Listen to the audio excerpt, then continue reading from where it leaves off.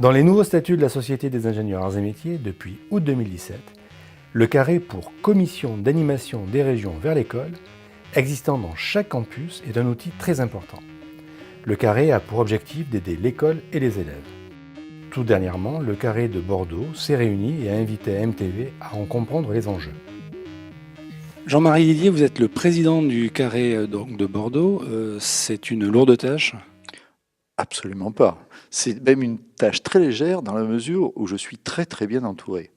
En fait, le carré, c'est la réunion de 3 entités, l'école, les anciens élèves et les élèves. Et donc c'est une tripartie entre ces 3 personnes, entourées donc d'un bureau et avec évidemment un secrétaire très performant. Et donc le président n'a pas grand-chose à faire. Périclès Cocolle, vous êtes le représentant de l'AE à Bordeaux. Le carré pour vous, ça représente quoi?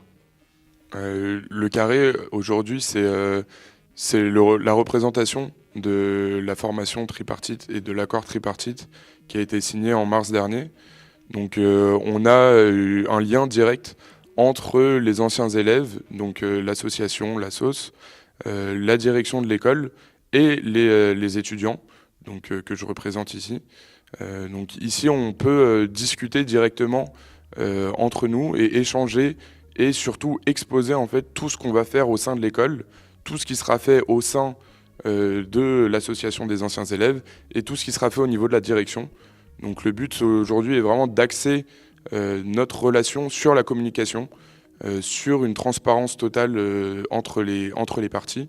Et c'est ce qu'on met en place et on peut avoir ainsi des conseils, une vision différente et surtout être en accord en permanence et toujours travailler ensemble. Très concrètement, qu'avez-vous exposé auprès du carré? Donc aujourd'hui, nous étions 3 et notre exposé portait sur chacun une partie différente. Donc le comité des traditions qui présentait l'intégration, donc la formation d'un groupe, l'association des élèves, donc présentée par moi, montrait l'importance qu'on accorde à l'individu et à son bien-être et l'accompagnement qu'on cherche à leur apporter. Et la 3e personne présentait le côté professionnalisant de notre formation, donc avec un contact toujours plus important avec l'industrie, donc à partir de promotion des arts et métiers à l'extérieur et également des visites d'entreprise ou des rencontres avec des industriels. Le maître mot cette année, le bien-être. Exactement.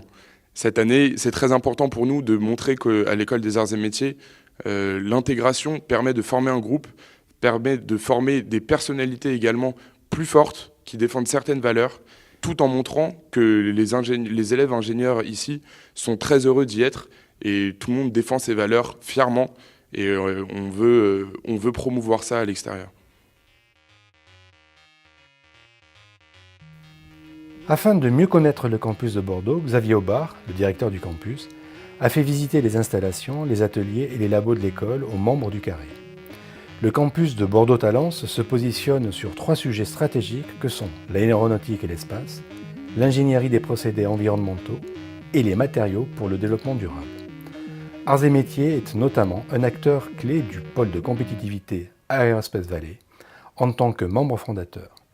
L'établissement accueille également sur son campus le pôle aquitain de l'Institut de recherche technologique Antoine de Saint-Exupéry, dédié à l'aéronautique et au spatial. Jean-Marie Vigroux, le carré pour vous, c'est très important? Oui, parce que c'est un outil qui doit permettre à l'école d'avoir plus de moyens au travers des industriels locaux qui sont autour des campus, mais aussi au travers des institutionnels, et plus particulièrement les régions, les communautés d'agglos ou autres, qui peuvent intervenir pour l'école.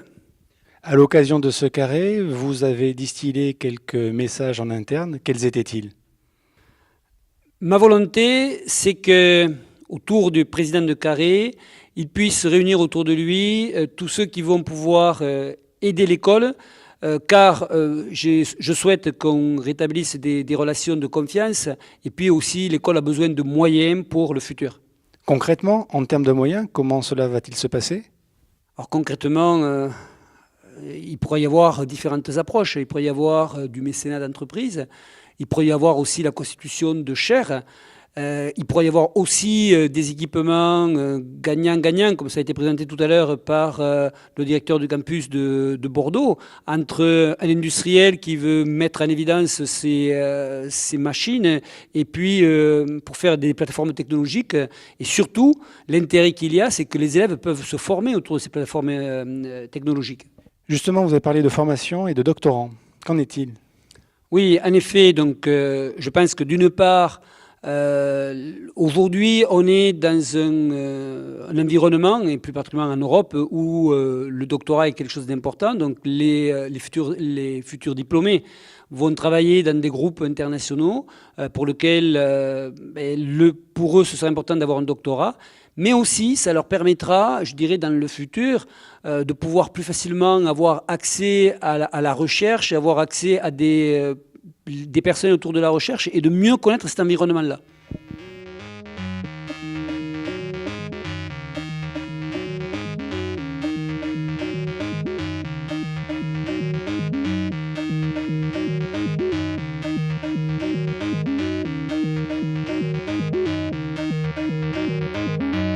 Xavier Aubard, en tant que directeur du centre de campus, le carré, pour vous, c'est un outil? C'est un outil, un partenariat donc entre l'école et les anciens, donc essentiellement la SOS, voilà, pour porter la bonne parole, mener des actions au plus proche sur les régions, donc Nouvelle-Aquitaine et puis ce qu'on appelle la région Midi-Pyrénées, une partie de l'Occitanie aujourd'hui.